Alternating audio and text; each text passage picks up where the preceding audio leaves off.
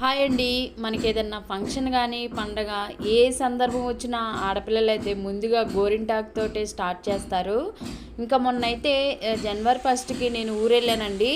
మా ఊరెళ్ళిన ప్రతిసారి కూడా నేను ఇలాగా మన గోరింటాకు చెట్టుకున్న ఆకు తుంపైతే నేను ఇలా గోరింటాకు పెట్టుకుంటాను.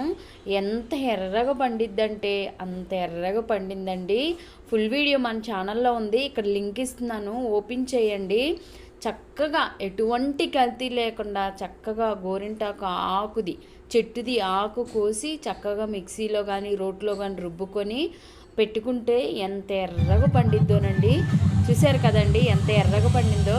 చిన్నప్పుడు మా పెద్దవాళ్ళు గోరింటాకు ఎర్రగా పండిందే నీకు చాలా మంచి మొగుడు వస్తారు అని అంటూ ఉండేవాళ్ళు, చిన్నపిల్లలు అప్పుడు మేము.